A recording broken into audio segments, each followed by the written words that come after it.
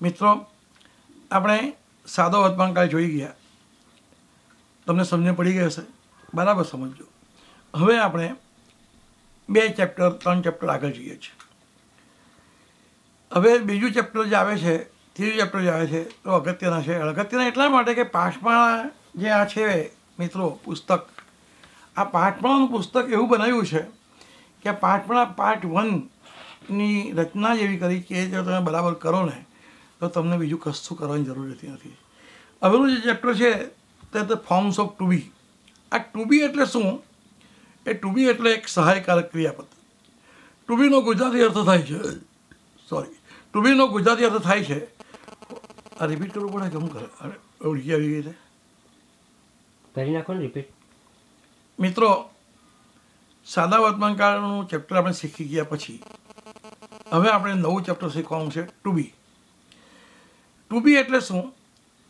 Two બી એટલે એક સહાયકારક ક્રિયાપદ, અંગ્રેજીમાં એને કહેવામાં આવે છે. અંગ્રેજીમાં સહાયકારક ક્રિયાપદને ઓક્ઝિલરી વર્બ એવું કહેવાય છે. હવે આ સહાયકારક ક્રિયાપદ એટલે શું? કે વાક્યમાં કોઈ પણ ક્રિયાપદ ન હોય, કોઈ શબ્દ ક્રિયા દર્શાવતું ન હોય, છતાં વાક્યમાં કોઈ એક શબ્દોને કારણે એનો અર્થ સમજણ પડે. દાખલા તરીકે, અભિષેક મારો પૌત્ર છે, આ વાક્ય હું બોલ્યો. હવે અભિષેક મારો પૌત્ર છે આવું વાક્ય હું બોલું છું ત્યારે આ વાક્યમાં કોઈ ક્રિયા છે નહીં, પણ તમને બધાને વાક્ય સમજાય છે હું શું કહેવા માગું છું તે. આ વાક્ય મારો ને અભિષેકનો, દાદા અને પૌત્રનો સંબંધ બતાવે છે. એટલે હું એવું બોલું છું કે અભિષેક મારો પૌત્ર છે. હવે આ વાક્યમાં તમે 6 શબ્દો કાઢી નાખો તો વાક્યનો અર્થ થતો જ નથી. તે જ પ્રમાણે હું એક શિક્ષક છું, આ વાક્યનો અર્થ થાય છે, પણ આમાંથી છું કાઢી નાખું તો વાક્યનો અર્થ થતો નથી. આ છે, છું, છો એવા જે ગુજરાતી શબ્દમાં વર્તમાન કાળમાં આપણે બોલીએ છીએ એ શબ્દો બધા ફોર્મ્સ ઓફ ટુ બી અંગ્રેજીમાં કહેવાય. એટલે કે ટુ બીનો જ્યારે ક્રિયાપદ આવે ત્યારે ગુજરાતી વાક્યનો અર્થ એવો હોવો જોઈએ કે વાક્ય વ્યક્તિ જે બોલે છે તેનું અસ્તિત્વ દર્શાવતું હોવું જોઈએ, કાં એનું કોઈ સાથે સંબંધ દર્શાવતો હોવું જોઈએ. એટલે ટુ બીનો ગુજરાતી અર્થ હોવાપણું કે થવાપણું થાય. એનો રૂપ તમને મોઢે આવડવો જોઈએ. પ્રથમ પુરુષ એટલે કે આઈ, તો આઈ સાથે એમ વપરાય. આઈ એમ એટલે હું છું. એ અસ્તિત્વ માટે પણ બોલાય અને સંબંધ માટે પણ બોલાય. હું શિક્ષક છું, આઈ એમ એ ટીચર. હું અભિષેકનો દાદા છું, આઈ એમ એ ગ્રાન્ડફાધર, અભિષેક્સ ગ્રાન્ડફાધર, આઈ એમ અભિષેક્સ ગ્રાન્ડફાધર. વી આપણે મિત્રો છીએ એ આપણું હોવાપણું બતાવે છે. તો વી આર ફ્રેન્ડ્સ. આપણે તેમના મિત્રો છીએ, તેમના એટલે ત્રીજો પુરુષ બહુવચન, વી આર ધેર ફ્રેન્ડ્સ. આમ બોલતા આપણને આવડવું જોઈએ. બીજો પુરુષ, તું મારો મિત્ર છે, એક વચન, યુ આર માય ફ્રેન્ડ્સ. તમે મારા મિત્રો છો, યુ આર માય ફ્રેન્ડ્સ. તું વિદ્યાર્થી છે, યુ આર એ સ્ટુડન્ટ, હોવાપણું. તમે વિદ્યાર્થી છો, યુ આર સ્ટુડન્ટ્સ, હોવાપણું. ત્રીજો પુરુષ એક વચન અને બહુવચન. ત્રીજો પુરુષ એક વચનમાં જો છોકરા માટે વાત કરી હોય તો હી વાપરવું પડે, છોકરી માટે વાત કરી હોય તો શી વાપરવું પડે, અને પશુ પક્ષી કંઈ નિર્જીવ વસ્તુ માટે વાપરવું હોય તો ઈટ વાપરવું પડે. તો હી ઇઝ માય સન, તે મારો દીકરો છે. હી ઇઝ માય ફ્રેન્ડ, તે મારો મિત્ર છે. આ થવાપણું. પણ હી ઇઝ એ સ્ટુડન્ટ, તો તે વિદ્યાર્થી છે એનું હોવાપણું. તે જ પ્રમાણે સી ઇઝ, અને તે જ પ્રમાણે કોઈ પશુ પક્ષી કે નિર્જીવ વસ્તુ માટે હું કહું કે આ પુસ્તક છે, ઇટ ઇઝ એ બુક, આ એનું હોવાપણું. ઇટ ઇઝ માય બુક, તો ઇટ આ નિર્જીવ વસ્તુનો મારી સાથેનો સંબંધ બતાવે છે, એટલે કે ઇટ ઇઝ માય બુક. એટલે આ વસ્તુ સમજવાની છે. અને આના પણ વાક્ય પાઠમાળામાં એનું ચેપ્ટર જે તમે કરો તે ચેપ્ટર કરીને તમારે પહેલાં ગુજરાતીમાંથી ઇંગ્લિશ શબ્દ મોઢે કરવાના, પછી પેલી બેઝિક ઇંગ્લિશમાં આજે 8 મુદ્દા આપ્યા તે પ્રમાણે, અને તે પ્રમાણે આગળ ચાલવાનું છે. ટુ બી પછી ટુ હેવ સહાયકારક ક્રિયાપદ. હવે ટુ હેવ સહાયકારક ક્રિયાપદ માટે મારે તમને એક એક્સરસાઇઝ આપવી પડે. એક કામ કરો, ગુજરાતીમાં 3 વાક્ય લખો. મારી પાસે 5 રૂપિયા છે, લખો. મારી પાસે 5 રૂપિયા છે, લખ્યું. હવે બીજું વાક્ય લખો. મને એક ભાઈ છે, મને એક ભાઈ છે. હવે ત્રીજું વાક્ય લખો. તેની પાસે મારું પુસ્તક છે, તેની પાસે મારું પુસ્તક છે. લખાઈ ગયા 3 વાક્ય. હવે જુઓ, પહેલું વાક્ય છે કે મારી પાસે 5 રૂપિયા છે. આ વાક્યનો અર્થ તમને સમજ પડી ગઈ કે હું 5 રૂપિયા ગજવામાં છે તેની વાત કરું છું. હવે આ વાક્યનો અર્થ જો નહીં સમજવો હોય તો આમાંથી કોઈ પણ શબ્દ કાઢી નાખવા પડે, તો વાક્યનો અર્થ થતો નથી. આ વાક્યમાંથી તમે પાસે છે શબ્દ કાઢી નાખો તો શું બોલાશે? મારી 5 રૂપિયા. વાક્યનો કોઈ અર્થ થતો નથી. બીજું વાક્ય છે મને 2 ભાઈ છે કે મને 1 બેન છે, જે આપણે બોલ્યા, લખાવ્યું તમને મેં, તેમાંથી ને છે કાઢી નાખો તો મ 1 ભાઈ કે મ 1 બેન એનો અર્થ થતો નથી.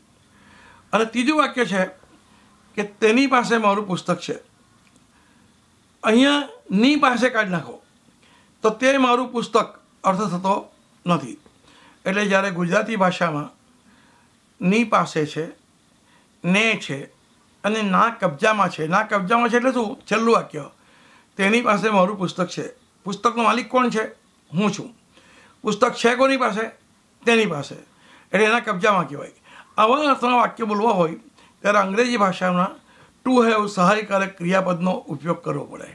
અને આ ટુ હેવ સહાયકારક ક્રિયાપદના રૂપ પ્રથમ પુરુષમાં એકવચનમાં આઈ હેવ, બહુવચનમાં વી હેવ, બીજા પુરુષમાં એકવચનમાં યુ હેવ અને ત્રીજા પુરુષમાં હી, શી, ઇટ સાથે હેઝ અને બહુવચનમાં ધે સાથે હેવ.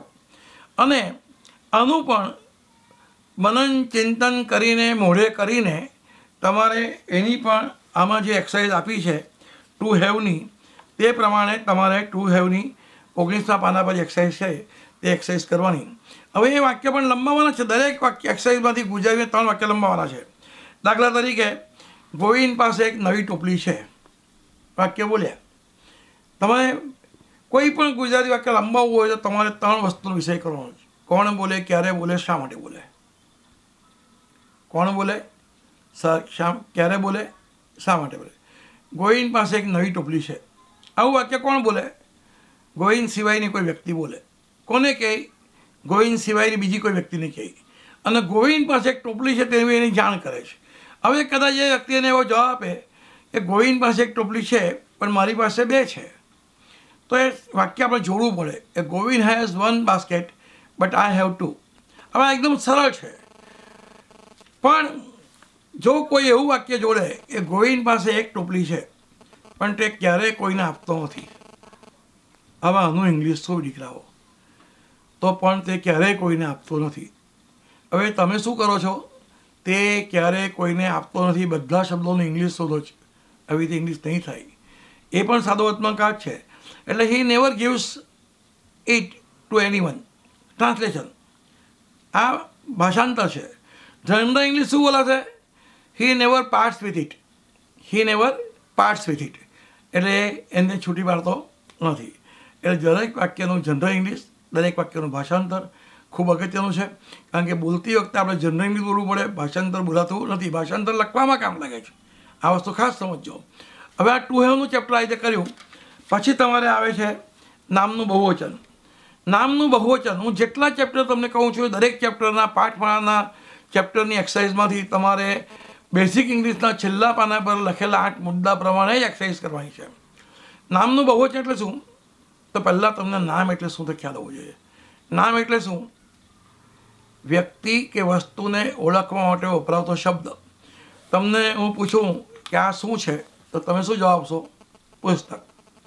હું તમને એમ પૂછું કે હું તમને એમ કહું છું કે આ પુસ્તક નથી તો તમે શું કહેશો? કે ના, પુસ્તક છે જ. પણ હું એમ કહું છું કે આ કાગળનો એક બંચ છે તો ચાલે કે નહીં ચાલે? ચાલે. કારણ કે કાગળનો બંચ જ છે પણ એને પુસ્તકનું સ્વરૂપ આપ્યું છે. દાખલા તરીકે પેલું હું તમને પૂછું શું છે? પેલું શું છે? તમે કહો બારણું. હું કહું કે લાકડું છે. એટલે લાકડા અને બારણાનું સ્વરૂપ આપ્યું છે. એટલે વ્યક્તિ કે વસ્તુને ઓળખવા માટે વપરાતો શબ્દ તે નામ. નામના 4 પ્રકાર છે મિત્રો. વ્યક્તિવાચક નામ રમણ, મહેશ, રમેશ, છગન, મગન, રમીલા, ઉર્મિલા, ઉર્વશી, સરિતા, આ બધા વ્યક્તિવાચક નામ. પણ જાતિવાચક નામ બીજો પ્રકાર. જાતિવાચક નામ કોને કહે? જે નામ સમગ્ર જાતિનો નિર્દેશ કરે છે. છોકરો, છોકરી, પુરુષ, સ્ત્રી, ગાય, ઘોડો, ગધડો, આ બધા જાતિયોગ નામ. નામનો ત્રીજો પ્રકાર છે જાતિયોગ નામને ઇંગ્લિશમાં કોમન નાઉન કહેવામાં આવે છે. વ્યક્તિવાચક નામને ઇંગ્લિશમાં પર્સનલ નાઉન કહેવામાં આવે છે. નામનો ત્રીજો પ્રકાર છે દ્રવ્યવાચક નામ. દ્રવ્યવાચક નામ એટલે શું? ખાણીપીણીની તમામ વસ્તુ એ દ્રવ્યવાચક નામ. અને નામનો ચોથો પ્રકાર છે દ્રવ્યવાચક નામને ઇંગ્લિશમાં મટીરિયલ નાઉન કહેવામાં આવે છે. અને નામનો ચોથો પ્રકાર છે એ ભાવવાચક નામ. દાખલા તરીકે તમે આજે ઘરે જાઓ અને મમ્મી અત્યારે તમને ઘરે ગયા પછી એમ કહે કે પપ્પાને પ્રમોશન મળ્યું, તો તમને આનંદ થાય કે નહીં થાય? થાય. સાંજે પપ્પા આવીને એમ કહે કે તારી માસીની દીકરીના એન્ગેજમેન્ટનું નક્કી થઈ ગયું, આનંદ થાય કે નહીં થાય? થાય. પછી રાતે પાછા પપ્પા એમ કહે કે આપણે દુબઈ ફરવા જવાનું છે, હવે આનંદ થાય કે નહીં થાય? થાય. તો તમે બીજે દિવસે મિત્રોને એવું થોડું કહો કે ગઈકાલે મને બહુ આનંદો થયા. આનંદ, દુઃખ, સુખ, પ્રેમ, લાગણી, ગુસ્સો, નફરત, આ બધા ભાવવાચક નામ છે. એટલે એનું બહુવચન થતું નથી. એટલે નામના 4 પ્રકાર છે. તેમાંથી ફક્ત અને ફક્ત જાતિવાચક નામનું જ બહુવચન થાય છે. આ વસ્તુ તમારે ખાસ યાદ રાખવાનું છે. અને જાતિવાચક નામનું બહુવચન કરવું હોય તો નિયમ સાદા વર્તમાનકાળ જેવા છે, પણ બહુ ફરક છે. સાદા વર્તમાનકાળમાં ક્રિયાપદને છેડે એસ કે એસ લગાડવાનું છે. આમાં નામને છેડે એસ કે એસ લગાડવાનું છે. Boy boys, girl girls, horse horses. તે જ પ્રમાણે જો નામને છેડે SSSSCHXOZ નહીં હોય તો યસ લગાડવાનો છે. અને નામને છેડે વાય હોય અને વાયની આગળ વ્યંજન હોય તો નામ વાય કાઢી નાખીને IS કરવાનો છે. પણ નામને બહુવચન કરવાનો ચોથો એક નિયમ અગત્યનો છે કે જો નામને છેડે એફ કે એફી હોય. પાંદડું એટલે લીફ, LEAF, પણ પાંદડા તો લીવ્સ બોલાય છે, LEAVES. નાઈફ એટલે ચપ્પુ, KNIFE, નાઈફ, પણ ચપ્પુઓ એટલે નાઇવ્સ, KNIVES. એટલે જે નામને છેડે એફ કે એફી આવે એ નામને બહુવચન કરવા માટે એફ કે એફી કરીને VS કરવાનું છે.